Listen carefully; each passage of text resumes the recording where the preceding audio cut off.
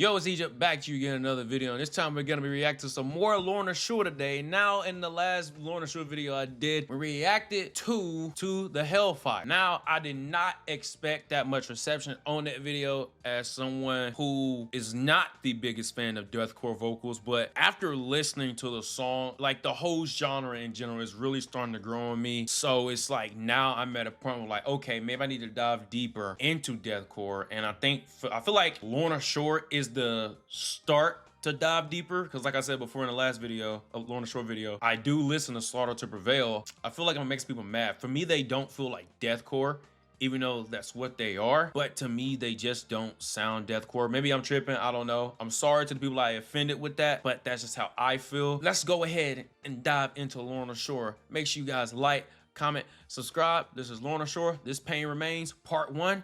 Let's go. All right.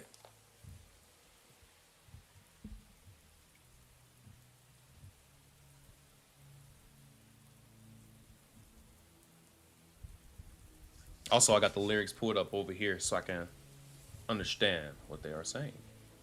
So if you see me look over here, just know.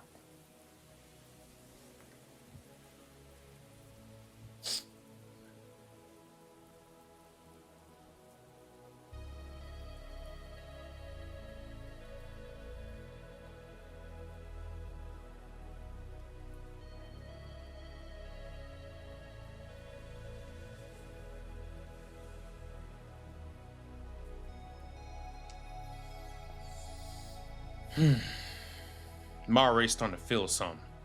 Just off the intro alone, I'm already starting to feel something.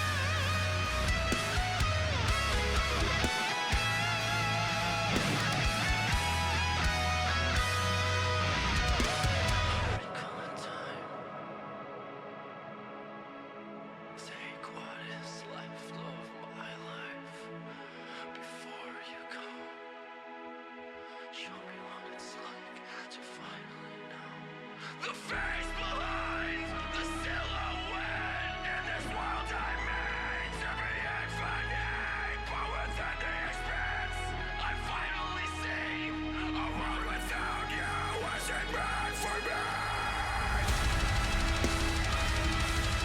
Where do you go when I close my eyes? What do you see looking back at me?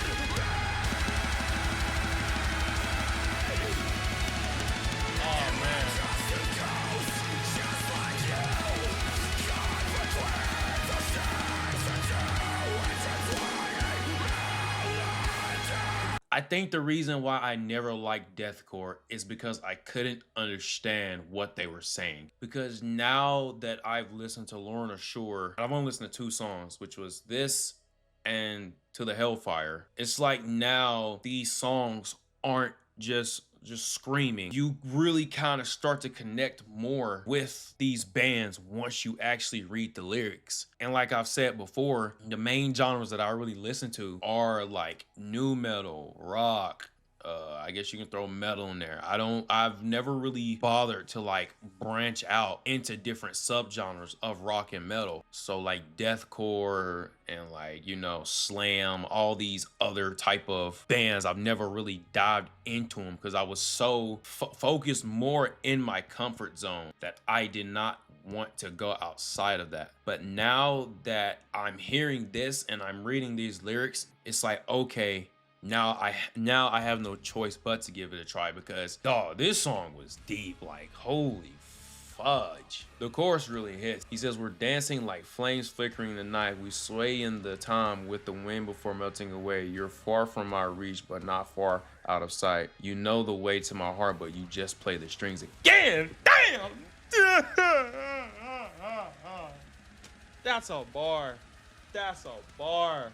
That's a bar. I'm reading from, what's his name? Adam D'Amico. He's the guitarist. He said, I write this from a place of pain. It's a driving factor. It's my fuel since I experience it a lot. It's always been the motivating factor, but pain is an interesting thing though. Some hide it, some mask it with other emotion, others embrace it and let it wash over them. I think in this moment, unconsciously, it washed over me. I was sad, hurt, scared, and confused writing this record. You can feel the tension that I was experiencing writing this. You can experience sadness. The main thing I think that came through is loss.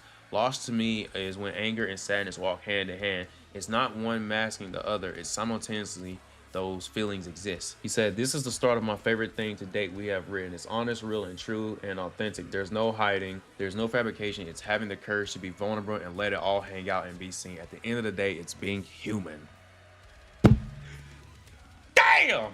I haven't really gone through a major loss in my life, and I've lost family members, but I never really could connect with my feelings because half of the times it's either family members that I knew, we kind of like grew apart. So I definitely understand. Like I remember when it was last year, I lost my aunt and I lost my cousin within a span of 2 weeks. And while my aunt's death didn't affect me as much as it did the people around me, I was sad that I didn't really have like that emotional connection to her like everybody else did. But it's like when my cousin passed away, my cousin on my dad's side, that was a different feeling because you already experienced one loss. Now you're going through another loss right after. And so when I found out my cousin passed away, I was already sad. I was crying. I called my sister. It was just I just didn't understand, like, why did my cousin have to go? And then it got even worse when my cousin sent me a picture of all of us. My cousin's on my dad's side, and it was all of us.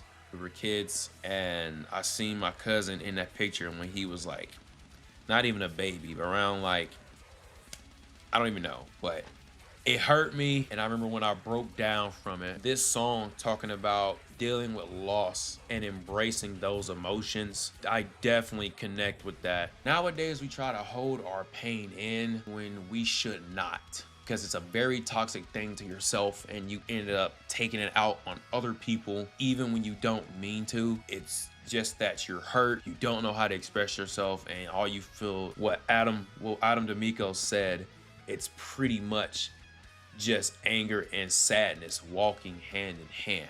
Definitely gonna be exploring more of Lorna Shore's catalog. Now I'm just thinking, the gears are turning. I'm thinking about like so much at the moment. Make sure you guys like, comment, subscribe, and remember, be thankful you woke up. Egypt.